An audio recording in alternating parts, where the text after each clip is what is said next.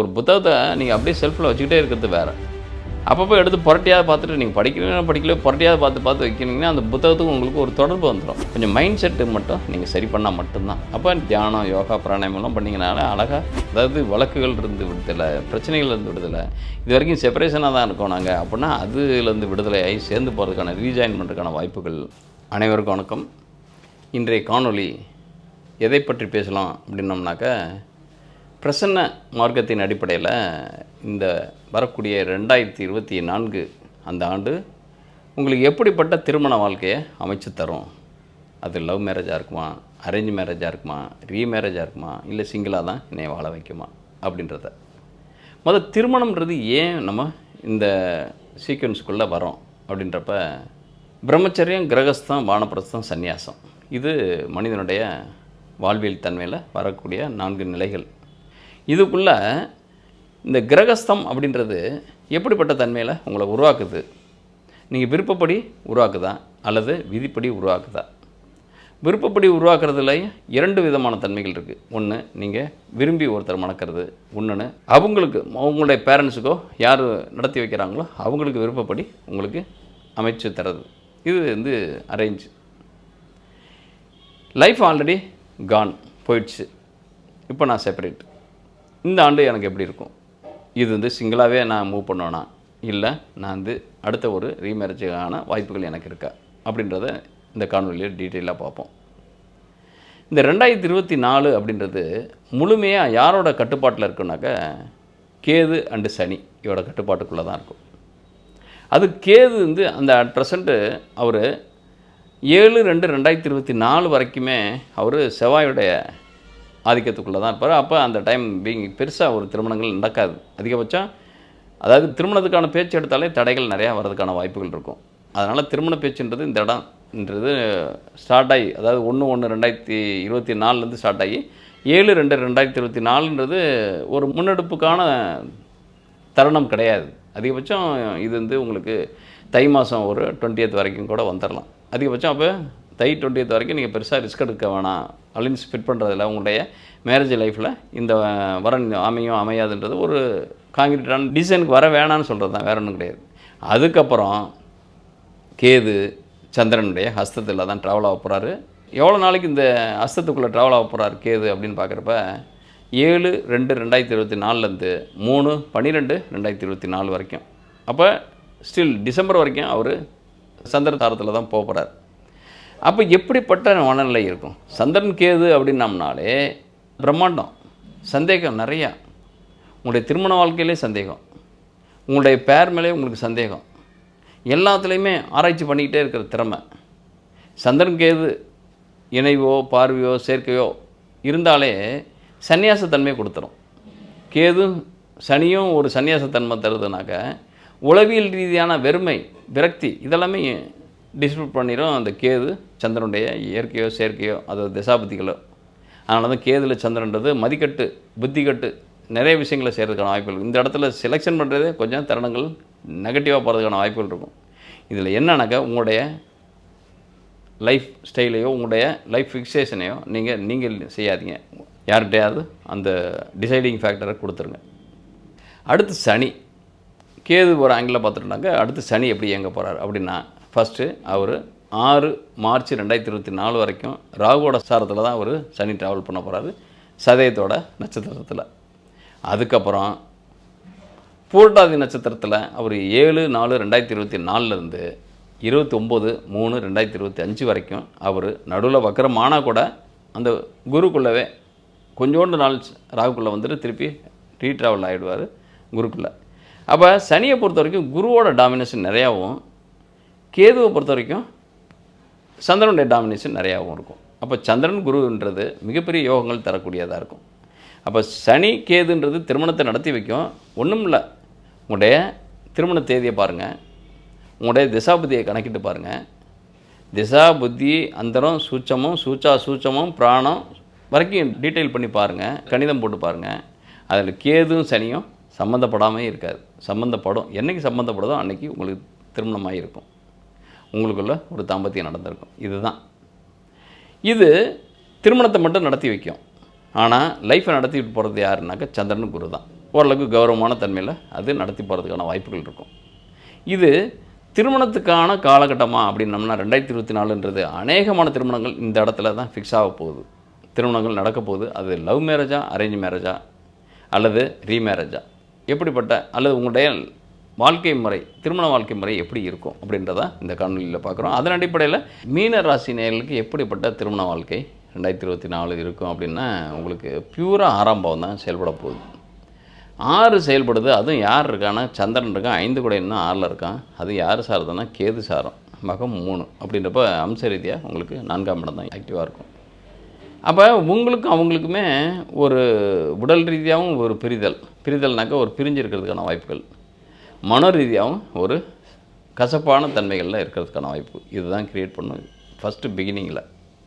ஏன்னா 2ஆம் இடத்துல வேறு குரு, ஃபினான்ஷியலாக அதிகமான டெஃபிசிட்டு, பணம் முட அதிகமாக. அவர் நிற்கிற சாரமும் பார்த்திங்கனாக்கா சுக்கிரனுடைய 3-8 கூடிய சாரத்தில் தான் ட்ராவல் ஆவார் அதிகமான காலகட்டங்கள். கிட்டத்தட்ட மேக்கு பிறகு தான் அவர் 6 கூடிய, அப்பையும் அவருக்கு 6 கூடிய சாரத்தில் தான். அப்போ ஜாக்கிரதையாக இருக்கணும். உங்களுடைய வார்த்தைகளை உங்களுடைய பார்ட்னர் லைஃபையோ, உங்களுடைய இன்டர்னல் லைஃபையோ, உங்களுடைய மேரேஜ் லைஃபையோ டிஸ்டர்ப் பண்ணுறக்கோ அல்லது செப்பரேஷன் பண்ணுறதுக்கான வாய்ப்புகள் இருக்கும். அதனால் கொஞ்சம் ஜாக்கிரதையாக இருங்க. இந்த டைம் பீயிங் உங்களுக்கு என்னடா பயம் முத்துறாரே அப்படிலாம் யோசிக்காதீங்க. ஏன்னா குரு உங்களுக்கு 3ஆம் இடத்துல போய் மறைவார். 2ல் இருக்கிற வரைக்கும் பணமுட தான் இருக்கும். 3ல் இருந்தால் அது கொஞ்சம் பிரச்சனைகளை க்ரியேட் பண்ண ஆரம்பிச்சிடும். ஏன்னா அந்த இடத்துல தான் உங்களுக்கு சூரியன்ஸ் ப்ளஸ் சந்திரன் செவ்வாய் இதோட நட்சத்திரங்களும் பாதங்களும் இருக்குது. சூரியனுடைய டைரெக்டாக 2, 3, 4 அந்த 2, 3, 4ன்றப்ப கரெக்டாக 6ஆம் பாவம் மட்டும்தான் செயல்படும். அப்போ 3ஆம் இடத்துக்கு குரு போனாலும் இந்த 6ஆம் இடத்தை தான் இயக்குவார். அப்போ ஜாப் வைஸாக உங்களுக்கு ஒரு நல்ல ஒரு மாற்றம் இருக்குமோ ஒழிய, இந்த இன்டர்னல் இஷ்யூஸு ஒரு மேரேஜ் லைஃபு அப்படின்றது ஒரு செப்பரேஷனை பார்த்து போகிறதுக்கான வாய்ப்புகளை உருவாக்கிறோம். அப்போ உங்களுடைய வாக்குன்றது இந்த இடத்துல குரு 2ல் இருந்தார், கொஞ்சம் பார்த்து பேசுனீங்க. இப்போ குரு 2ல் இல்லை, இப்போ லக்னத்திலேயே ராசிலேயே ராகு புதன் சாரம் பெற்றிருக்காரு. அப்போ உங்களுக்கு யூனிக்கான, அதாவது தனிமையை நிறைய விரும்ப ஆரம்பிச்சிடுங்க. நீங்கள் இது ஏகாந்தமான தன்மையில் இருக்கிறதுக்கான வாய்ப்புகளை பெறுவீங்க.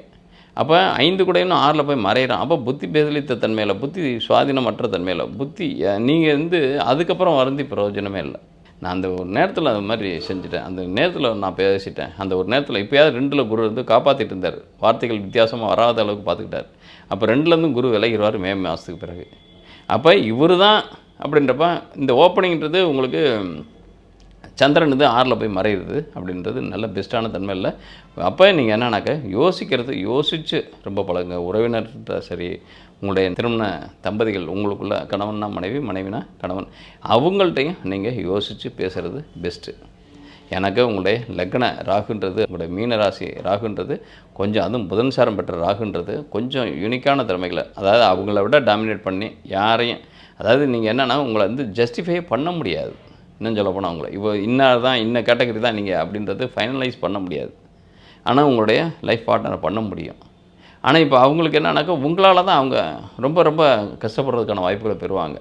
அப்போ கஷ்டப்படுறது அப்படின்றத விட அதை பேஸ் பண்ணி நீங்கள் ஒரு டிசைட் பண்ணிட்டு போயிடுவீங்க. அதனால் இந்த இடம் ரொம்ப யூனிக்காக நீங்கள் ரொம்ப அவங்கள இம்சை பண்ணாமல் ரொம்ப அட்ஜஸ்டபுளாக நீங்கள் கொஞ்சம் விட்டு கொடுத்து கொஞ்சம் சரி லதாஜிக்கலாக இருந்தீங்கன்னா மட்டும்தான் சக்ஸஸ் ஆகிறதுக்கான வாய்ப்பு இருக்கும். எனக்கு சந்திரன் கேது இணைவு, சந்திரன் கேதுவோட நட்சத்திரத்தில் தான் இருக்கார். அது உங்களுடைய 4ஆம் இடத்துல தான் அந்த கேது இருக்குது. அப்படின்றப்ப கேதுவோட அந்த 3ஆம் பாதம், அதாவது மகம் 3ன்றது சந்திரனுடைய ரியாக்ஷன் பூராமே. அப்போ 4ஆம் இடம்ன்றது சுற்றத்தாருடைய இது, இன்னும் வீடு வண்டி வாகனம் தொடர்புடைய விஷயங்கள். இது வழியாக நீங்கள் அந்த என்னென்னா கணவன் மனைவிக்குள்ளே இருக்கிற உறவை நீங்கள் வீடு சம்மந்தப்பட்டதுலையோ வண்டி வாகனம் சம்மந்தப்பட்டதுலையோ நீங்கள் தொடர்பு படுத்திக்கிங்க. அதை பிரச்சனைகள் இப்போ வண்டி ரிப்பேராக அது சரி பண்ணுறதுக்கான வாய்ப்பு, ஏதாவது உறவுக்குள்ளே ஏதாவது அது பஞ்சாயத்து பண்ணுறதுக்கான வாய்ப்பு, அல்லது அவங்க போய் நீங்கள் எல்லாம் வாலண்டியாக போய் ரிலேஷனுக்குள்ளே ஏதாவது சரி கட்டுறதுனாக்க என்ன, ஏதாவது நீங்கள் எப்போயுமே போட்ட மாதிரி இருந்தால் அதுக்கு நமக்கு தொடர்பு இல்லாமல் போயிடும். அப்பப்போ தொடச்சி வச்சுக்கிட்டு இருந்தோம்னாக்கா ஒரு புத்தகத்தை நீங்கள் அப்படியே செல்ஃபில் வச்சுக்கிட்டே இருக்கிறது வேறு. அப்பப்போ எடுத்து புரட்டியாவது பார்த்துட்டு நீங்கள் படிக்கலையோ புரட்டியாவது பார்த்து வைக்கணுங்கன்னா அந்த புத்தகத்துக்கு உங்களுக்கு ஒரு தொடர்பு வந்துடும். என்னைக்காவது ஒரு நாள் உட்காந்து ஒரு பேஜை படிக்க ஆரம்பிச்சிருங்க. அதுபோல் என்னன்னாக்கா உறவுகள் என்னன்னாக்கா அப்பப்போ நல்லது கெட்டது கலந்துக்கிறது, அப்பப்போ அவங்கள்ட்ட ஒரு நலம் விசாரிச்சுக்கிறது, அப்போ இப்போ ஏதோ ஒரு மெசேஜாவது அனுப்புறது, இதெல்லாம் என்ன ஆகுனாக்கா ஒரு நாள் நமக்கு கிரக நிலை நல்லா இருந்துச்சுன்னு வச்சுங்க, நம்ம புத்தி நல்லா இருந்துச்சுன்னு வச்சுங்க, அந்த டைம் நம்ம ஏதோ 2 வாரத்தை கூட குறைச்சா பேசிடுவோம், நல்லாவும் இருக்கும். இல்லை அப்படியே விட்டது மாதிரியே இருக்குது, போனது போன மாதிரியே இருக்குது, நான் அதை கண்டுக்கிறதே இல்லை, நான் அவ்வளோதான் விட்டுட்டேன், போயிட்டேன், கை கழுவிட்டேன் அப்படின்ற மாதிரி இருந்தீங்கன்னாக்கா நிச்சயமாக உங்களுக்கு ஒரு இன்டர்னல் லைஃப்ன்றது நீங்கள் குடும்பஸ்தராக இருக்கிற பட்சத்தில், கிரகஸ்தனாக இருக்கிற பட்சத்தில் தான் இந்த கவலைப்படணும் லைஃப் பார்ட்னரை பற்றி. நீங்கள் இல்லை நான் வந்து சன்னியாசியாக இருக்கேன், நான் வந்து எனக்கும் என் குடும்பத்துக்கும் சம்மந்தமே இல்லைனாங்க நீங்கள் எப்படி வேணாலும் இருக்கலாம், அதை பற்றி கவலை இல்லை. இந்த உலகம் உங்களை பெருசாக எடுத்துக்காது. நீங்கள் உங்கள் ஒய்ஃபை எப்படி நடத்துகிறீங்க, நீங்கள் உங்கள் ஹஸ்பண்டை எப்படி நடத்துகிறீங்கன்னு உலகம் உங்களை கண்டுக்காது. அவருக்கு என்ன தண்ணி தெளிச்சு விட்டாச்சு, அவர் போட்டால் அப்படியே திரிஞ்சிட்டு இருப்பார், அவர் போட்டால் மேய்ஞ்சிட்டு இருப்பாங்க. இந்த மாதிரி ஒரு கான்செப்ட் போயிடுவாங்க அவங்களும். இதில் என்னன்னாக்கா உங்களுடைய டிரான்ஸ்பரண்ட்டான ஒரு செயல்பாடு, டிரான்ஸ்பரண்ட்டான பேச்சு, இதுதான் உங்களுக்கு அழகாக இருக்கும். ஏன்னா 2ஆம் இடத்துக்கு அதிபதி செவ்வாய். கொஞ்சம் மூர்க்கமாக, கொஞ்சம் கோபமாக நீங்கள் பேசுகிறதே உங்களுக்கு வினயம் முடிகிறதுக்கான வாய்ப்புகள்லாம் இருக்கும். எனக்கு குரு அந்த இடத்துல சுக்கிரனை தான் கிராஸ் பண்ணுறாரு, 3-8 கூடையவராக தான் இருக்கார். அப்போ பேச்சால் தான் உங்களுடைய நடவடிக்கையோ காரியங்களோ கெடுறதுக்கான வாய்ப்புகள் இருக்குது. உங்களுடைய மைண்டை மட்டும் கொஞ்சம் மைண்ட் செட்டு மட்டும் நீங்கள் சரி பண்ணால் மட்டும்தான். அப்போ தியானம், யோகா, பிராணாயமெல்லாம் பண்ணிங்கனால அழகாக வந்துடும். ஆனால் நமக்கு இதெல்லாமே மரமண்டைக்கு ஏறவும் ஏறாது, அதெல்லாம் செய்யவும் தெரியாது, செஞ்சாலும் செய்கிறவங்க சொன்னாலும் அது புரியாது. இந்த மாதிரி தான் நமக்கு இருக்கும். அதனால் நீங்கள் கொஞ்சம் பார்த்துக்குங்க. 2024 ஓப்பனிங்கிறது உங்களுக்கு நெகட்டிவ் மாதிரி இருந்தாலும் அது மிகப்பெரிய அளவில் பாசிட்டிவான விஷயங்களை செய்யும். ஏன்னா உங்களுக்கு 9 பாக்கியஸ்தானத்தில் தான் அந்த சுக்கிரன் இருக்கார், உங்களுடைய புதனும் இருக்கார். 7 கூடையவனா 9ல் இருக்கான். அதே மாதிரி உங்களுக்கு 4 கூடையும் 9ல். அப்போ 7-4 கூடையவர் 9ல் இருக்கிறது. அதே மாதிரி யாரோட இருக்காருன்னா 3-8 கூடையவர் 9ல் இருக்கிறது. நிறையா விஷயங்கள்லேருந்து விடுதலை, அதாவது வழக்குகள் இருந்து விடுதலை, பிரச்சனைகள்லேருந்து விடுதலை. இது வரைக்கும் செப்பரேஷனாக தான் இருக்கோம் நாங்கள் அப்படின்னா அதுலேருந்து விடுதலை ஆகி சேர்ந்து போகிறதுக்கான ரீஜாயின் பண்ணுறதுக்கான வாய்ப்புகள். அப்போ தம்பதிக்குள்ளே இருந்து எவ்வளோ மனக்கசப்புகள் இருந்தால் கூட அது சேர்றதுக்கான வாய்ப்புகள். அப்போ இந்த இடத்துல என்னென்னா நீங்கள் ஒரு டிரான்ஸ்பரன்சியான ஒரு தன்மை உங்களுடைய, அதாவது ஒரு என்னோடய நிலை இதுதான்ப்பா, என்னோடய நிலையில் நான் எந்த விதமான மாற்றங்களும் இல்லை, இது உங்களுக்கு ஏற்புடையதாகவும் இருக்கும் அப்படின்னு நீங்கள் வந்து ஒரு கிளியர் கட்டான ஒரு விஷயங்களை வச்சுருந்தா மட்டும்தான் சர்வைவல் பண்ண முடியும். ஏன்னா பாக்கியஸ்தானத்தில் 2 கோளும் சூப்பர் கோளுங்க. உங்கள் ராசிக்கு புதனும் அவர் தான் உங்களை பகையாக நினைக்கிறாரு. அதாவது உங்களுக்கான பகையை கிடையாது அங்கே. ஆனால் புதனுக்கும் குருக்கும் பகை, சுக்கிரனுக்கும் குருக்கும் பகை. ஆனால் 2 பேருமே செவ்வாயோட வீட்டில் இருக்காங்க. ஏதோ ஒரு பகைமை ரீதியில் கூட உங்களுக்கு ப்ராஃபிட் பெனிஃபிட் வர்றதுக்கான வாய்ப்புகள் இருக்குது.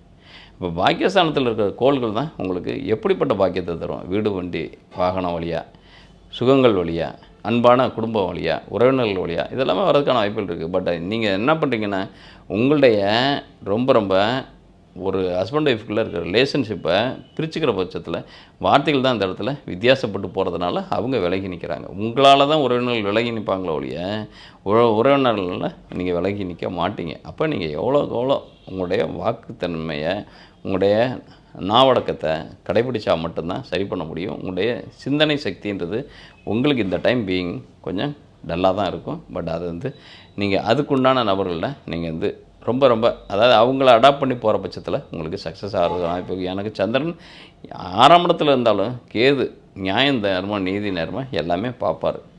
அதாவது சட்டி சுட்டது கை விட்டது அந்த மாதிரி மைண்ட் செட்டில் இருந்தால் கூட ஓரளவுக்கு அதில் ஒரு அறமற்ற செயலை செய்ய மாட்டீங்க. பட் ஆனால் நியாயமற்ற செயல்னு சொல்ல முடியாது. ஆனால் அதுக்குண்டான எந்த விதமான பலனற்ற செயலை செஞ்சு என்ன பிரயோஜனம், அது அப்படி தான் யோசிக்கணும். அதாவது அறமற்ற செயலை செய்யாட்டியும் பலனற்ற செயலை செய்வீங்க. அது தேவையில்லை அந்த செயலை செய்வீங்க, தேவையில்லை அந்த வார்த்தை அதை பேசுவீங்க, தேவையில்லை அந்த ஒரு நடவடிக்கை அதை போய் செய்வீங்க. அது அந்த டைமில் கூட யூஸ் இல்லை. அப்போ இது தேவையில்லாத நேரத்தில் தேவையில்லாத விஷயத்த செய்கிறவன் எப்பயுமே சரியான நபராக இருக்க முடியாது. அது மாதிரி நீங்கள் இந்த இடத்துல நீங்கள் 6ஆம் இடத்துல இருக்க சந்திரன் 5 கூடையன் 6ல் போகிறாரு. பட் 7 கூடையன், அப்போ உங்களுடைய லைஃப் பார்ட்னர் தான் உங்களுடைய கைட் பண்ணுறதுக்கான வாய்ப்புகள் இருக்குது. அவங்க சக்ஸஸ்ஃபுல்லாக சைன் பண்ணுறதுக்கான வாய்ப்புகள் இருக்குது. அப்போ அவங்களுக்கு நீங்கள் மட்டும் சைலண்டாக இருங்க, அவங்க எல்லா வேலையும் பார்த்துக்குவாங்க, உங்களுக்கு பெருமையும் தேடி தருவாங்க. அப்போ நீங்கள் வந்து இந்த இடத்துல செப்பரேஷனாக இருந்தாலும் ரீஜாயின் பண்ணுறதுக்கான வாய்ப்புகள் இருக்குது. டிவோர்ஸ் மாதிரி பர்சனாக இருந்தால் கூட அது ரீஜாயின் பண்ணுறதுக்கான வாய்ப்புகள் இருக்குது. டிவோர்ஸே ஆகிற சூழ்நிலை வந்து கேஸ் கோர்ட்டில் இருக்குப்பா அப்படின்னா கூட அது சுக்கிரன் உங்களுக்கு 9ஆம் இடத்துல தான் இருக்குது. அதாவது சனி சாரம் பெற்றிருக்காரு 11. அப்போ இந்த இதில் என்னென்னா ரீமேரேஜ் கூட ஈஸியாக நடக்கிறதுக்கான வாய்ப்புகள் இருக்குது. ஏன்னா 5 கூட வந்து 6ல் போய் மறைஞ்சாலும் இந்த லவ்விங் லைஃப்பில் இருக்கவங்க தான் தன்னுடைய லவ் மேரேஜ் வந்து சக்ஸஸ் பண்ண முடியுமானாக்கா அதுதான் கொஞ்சம் டவுட்டு. அதுதான் கொஞ்சம் சரியாக உங்களுடைய ஜாதகத்தில் இருந்தால் மட்டும் தான் இருக்கணும் ஒழிய இந்த கோச்சாரம் சரி பண்ணாது, சரியாக தராது, லவ் மேரேஜை நடத்தி வைக்காது. Arrange marriage okay. எனக்கு ராசியாதிபதி யாருன்னா குரு 1-10 கூடையவர் 3ஆம் இடத்துக்கு வந்ததுமே செஞ்சிருவார். அது எந்த சாரத்தில் வரப்போ செய்வார்னா கேது சாரத்தில் இருக்கிற வரைக்கும் தான். கேது இப்போ இருக்கிறது அட் ப்ரெசென்ட் 4ஆம் இடத்துல லக்ன புள்ளி விழுது அப்படின்றப்ப கடகத்தில் தான் வரும். அது உங்களுடைய ராசிக்கு 5. அப்போ ஃபிக்ஸுன்றது இந்த இடத்துலையே டிக்ளேர் பண்ணிடணும். அதாவது ஜனவரி 17க்குள்ளே நீங்கள் டிக்ளேர் பண்ணால் மட்டும்தான் சக்ஸஸ் ஆகும். அதுக்கு மேலே நீங்கள் தூரக்கடாசின்னு மேக்கு பிறகு தான் ஃபைலே தூக்கணும். அது வரைக்கும் நீங்கள் மூவ் பண்ணக்கூடாது. மூவ் பண்ணிங்கன்னா அது பிரச்சனைகளை டிஸ்பியூட்டை பெருசாக கொண்டு போய்கிட்டே இருக்கும். அதனால் 17th ஜனவரிக்குள்ளே முடிச்சுக்கணும். உங்கள்கிட்ட டிக்ளேர் பண்ணி அதோட என்ன பிரச்சனை ஆனாலும் நடந்துகிட்ருக்கணும்னு விட்டுறலாம். இல்லையா கேரி ஃபார்வர்ட் பண்ணிவிடுங்க. மே 1க்கு பிறகு கையில் எடுங்க. அது வந்து மே 1க்குன்றதும் உங்களுக்கு 6ஆம் இடம் தான் ஒர்க் அவுட் ஆகும். பட் அவர் வந்து உங்களுடைய அந்த டைம் பீங் கிரகமும் மாறி இருக்கும். உங்களுடைய 6 தான் இண்டிகேட் பண்ணணுனாக்க சின்ன சின்ன சலனங்கள் சண்டைகள்லாம் வரும். ஆனால் எப்போ முடியும் அப்படின்னம்னாக்கா அந்த குரு மிருகசீரிடம் 1 அப்படின்ற பாதத்தில் போகிறப்ப 2, 9 கூடிய திசையில், அதாவது அந்த ஸ்டாரில் பயணிக்கிறப்ப அது நியர்பை உங்களுக்கு நவம்பர் செப்டம்பர்லேருந்து அந்த மாதிரி போக ஆரம்பிச்சிடும். நவம்பர் அக்டோபரில் அப்படி போக ஆரம்பிச்சிடும். அதாவது நவம்பர் அக்டோபரில் குரு வந்து மிருகசீரிடம் 1, 2ல் போகிறப்ப உங்களுக்கு இது சக்ஸஸ். அப்போ இந்த 1 ஓப்பன் பண்ணால் ஃப்ரண்ட்டில் ஓப்பன் பண்ணணும், இல்லை இயர் எண்டில் ஓப்பன் பண்ணி சக்ஸஸ் ஆகும். ஏன்னா 2, 9 சம்மந்தப்பட்டாலே, செவ்வாய் சம்மந்தப்பட்டாலே, அதுவும் குரு பயணிக்கிறப்ப உங்களுக்கு திருமணம்ன்றது சாதாரணமாக திருமண வாழ்க்கை அப்படின்றது செவ்வாய் 4ஆம் இடமா 4ஆம் பார்வையை அந்த 6ஆம் இடத்தை பார்த்துருவார். அப்போ எவ்வளோ தான் பிரச்சனைகள் இருந்தாலும் அதை கன்க்ளூட் பண்ணி உங்களுக்கு சக்ஸஸ் பண்ணி தந்துடுவார். இப்போ இந்த இடத்துல என்னன்னாக்கா உங்களுக்கு லவ் மேரேஜ்ன்றது ஒன்று ஜனவரி 17க்குள்ளே பார்த்துக்கங்க டிக்ளேர் பண்ணுறதை. இல்லையா நீங்கள் வந்து கடைசியில் கொண்டு போயிடுங்க, அக்டோபர் நவம்பரில் டிக்ளேர் பண்ணுற மாதிரி ஆச்சுங்க. அரேஞ்ச் மேரேஜ் அழகாக நடக்கும். எனக்கு உங்களுக்கு 3 கூடையவன் 9ல் தான் இருக்கான். பாக்கியஸ்தானத்தில் 7ஓடு சேர்ந்து இருக்கிறனால அரேஞ்ச் மேரேஜ் அழகாக நடக்கும். அது இந்த டைம் இது எவ்வளோ வரன்கள் வந்தாலும் ஸ்கிப் பண்ணாமல் நீங்கள் அதிகபட்சம் உங்களுக்கு சின்ன சின்ன, ஏன்னா 8 சம்மந்தப்பட்டதுனால குழப்பங்கள் தான் இருக்கும். வரன் ஃபிக்ஸ் பண்ணுறதுல மட்டும்தான் தயக்கம் இருக்கும். இது சரியாக வருமா, இது சரியாக வராதா, இந்த ஜோசியர் இப்படி சொன்னார், அந்த ஜோசியர் இப்படி சொன்னார்ன்ட்டு. ஆனால் எதையுமே நீங்கள் கவலைப்படாதீங்க. நீங்கள் சும்மா அந்த கேரக்டர் வைஸ் பாருங்கள், ஃபேமிலி வைஸ் பாருங்கள். அதாவது தாயை போல பிள்ளை நூலை போல சேலைன்னுவாங்க. அதுபோல் அவங்களுடைய 2 பேரோட ஃபேமிலியை பாருங்கள். அந்த 2 பேர் ஃபேமிலியோட ஹஸ்பண்ட் ஒய்ஃப் எப்படி தங்களுக்குள்ளே ஒரு ஒற்றுமையாக இருக்கட்டும், அந்த உங்களுக்குள்ளே எவ்வளோ தான் சண்டை வந்தாலும் பிரியாத தன்மை, சொத்து சுகங்கள் பற்றி பெரிய ஆர்வமோ அக்கறையோ காட்டாத தன்மை இருந்தாலே போதும். அதாவது சில ஃபேமிலியெல்லாம் பார்த்தீங்கன்னாக்கா இவர் இவ்வளோ சொத்து வச்சுருக்காரு, இவ்வளோ சொத்து வச்சு சில வரன்கள் ஃபிக்ஸ் பண்ணுறப்ப என்னன்னாக்கா இந்த பொண்ணோட பையனோட பயோடேட்டா கூட சொல்ல மாட்டாங்க, என்ன படிப்புன்னு கூட சொல்ல மாட்டாங்க. அவங்க பையனோடைய பொண்ணோடைய அப்பா அம்மா என்ன படிப்பு படிச்சிருக்காங்க, அவங்க என்ன ஜாபில் இருக்காங்க, அவங்க எவ்வளோ சொத்து வச்சுருக்காங்க, இதுதான் பேசுவாங்க. இது எதுக்கு அந்த பையனோட பொண்ணோட அப்பா அம்மா எவ்வளோ சொத்து வச்சுருக்காங்க, எவ்வளோ படிச்சிருக்காங்க, என்ன ஜாபில் இருக்காங்க, எவ்வளோ லட்சம் சம்பாதிக்கிறாங்க, இது வந்து வாழ்க்கை குடும்பம் ஆகாது. ஆனால் பேசுகிறது இதை, பையன் என்ன பண்ணுறாப்புல, பொண்ணு என்ன பண்ணுது, பையன் என்ன படிச்சிருக்காப்புல, பொண்ணு என்ன படிச்சிருக்கு, பையன் என்ன கேரக்டர் வைஸ் எப்படி இருக்குது, பொண்ணு கேரக்டர் வைஸ் எப்படி இருக்குது, இதுதான் பொருத்தம். இதை விட்டுட்டு பையனோட பொண்ணோட அப்பா அம்மா வந்து இந்த மாதிரி ஃபினான்ஷியலாக ரொம்ப வெல் செட்டில், சொந்த வீடு இருக்குது, 4 ஏக்கர் நிலம் இருக்குது, வீடு பங்களா இருக்குது, வண்டி வாகனம் இருக்குது, இதெல்லாமே தேவையற்ற தன்மை. இதெல்லாமே யார் வேணாலும் காசு இருந்தால் எல்லாருமே வாங்கிக்கலாம். ஒரு காசு இருந்தாலே போதும் கார் வாங்கிக்கலாம், காசு இருந்தாலே போதும் வீடு வாங்கிக்கலாம். இது தேவையில்லை. அது குணம் வாங்க முடியுமா காசு கொடுத்து? வாங்க முடியாது. அப்போ குணம் இருந்தால் தான் எடுக்கணும். ஒரு பொண்ணாக இருந்தாலும் பையனாக இருந்தாலும் சேர்த்து வைக்கணுன்றது குணத்தின் அடிப்படையில், பண்பின் அடிப்படையில், அன்பின் அடிப்படையில், அவங்களுக்குள்ள நேசத்தின் அடிப்படையில் சேர்த்து வைக்கிறத விட்டுட்டு பணத்தின் அடிப்படையில் சேர்த்திங்கனாக்கா நிச்சயமாக அது 3 நாள் 30 நிமிஷத்துலேயே பிச்சு விட்டு போகிறதுக்கான வாய்ப்புகள் கொடுத்துரும். அதனால் கொஞ்சம் கவனமாக இருங்க. இந்த இடம் உங்களுக்கு சந்தர்ப்பங்கள் நிறையா இருக்குது. அதனால் அரேஞ்சு திருமணங்களில் தான் இந்த குளறுபடியெல்லாம் இருக்குது. அதனால் கொஞ்சம் நீங்கள் வந்து அவங்களுடைய ஃபேமிலியில் எப்படி இருக்காங்கன்றதை விட இவங்க 2 பேரோட ஃபேமிலி எப்படி இருக்குன்றது மட்டும் பாருங்கள். அவங்களுடைய பின்னணியை பார்க்காதீங்க. பின்னணின்னா மீன்ஸ் பொருளாதார பின்னணியை பார்க்காதீங்க. அவங்களுடைய கேரக்டர் பின்னணியை பாருங்கள். அவங்க எப்படிப்பட்ட கேரக்டர் வைஸ் இருக்காங்க, இவங்க எப்படிப்பட்ட கேரக்டர் இருக்காங்க, பொண்ணோட அப்பா அம்மா எப்படி கேரக்டர் இருக்குது, பையனோட அப்பா அம்மா எப்படி கேரக்டர் இருக்காங்க அப்படின்றத மட்டும் பாருங்கள். கேரக்டர் வைஸு இருக்கவங்க எல்லாம் சேர்க்கிறப்ப நிச்சயமாக அது சக்ஸஸ்ஃபுல்லான, தலையெழுத்தனவோ வேறு, அது விதி என்னவோ வேறு, அது எப்படி இருக்கோ அதுபடி தான் நடக்கும். பட் முடிஞ்ச மட்டும் நம்மளால் ஃபில்டர் பண்ணுறப்ப இந்த மாதிரி ஃபில்டர் பண்ணுறது பெஸ்ட்டு. இந்த காணொலி பார்க்குறவங்க உங்களுடைய கருத்துக்களை கமெண்ட் பாக்ஸில் பதிவிடுங்க. உங்களுக்கு ஏதேனும் சந்தேகம் இருந்தால் கமெண்ட் பாக்ஸ்லேயே உங்களுடைய date of birth, time of birth, place of birth போட்டு அந்த ஒரு கேள்வியும் பதிவிடுங்க. அதுக்கு நான் முடிந்த மட்டும் பதிலளிக்க ட்ரை பண்ணுறேன். இல்லை என்னோடய ஜாதகத்தை ப்ரீஃபாக அனலைஸ் பண்ணணும் அப்படின்னோன்னா திரையில் பார்க்கக்கூடிய நம்பருக்கு மெசேஜ் பண்ணுங்கள். யாரும் கால் பண்ணாதீங்க. கால் பண்ணால் யாரும் எடுக்க மாட்டாங்க. மெசேஜ் பண்ணாங்கனாக்கா அவங்க திருப்பி ரிப்ளை பண்ணுவாங்க. ரிப்ளை பண்ணும் பட்சத்தில் அவங்க என்ன டேர்ம்ஸ் அண்ட் கண்டிஷன்ஸ் சொல்கிறாங்களோ, என்ன ஃபார்மாலிட்டி சொல்கிறாங்களோ, அதை நீங்கள் கடைப்பிடிக்கும் பட்சத்தில் நான் உங்களுக்கு பொதுப்பலனும் இல்லாமல் நீங்கள் கேட்ட கேள்விகளுக்கு உண்டான சரியான பதிலையும் நான் வாய்ஸ் மெசேஜாக உங்களுக்கு ரெக்கார்ட் பண்ணி உங்களுக்கு அனுப்புகிறேன். நன்றி, வணக்கம்.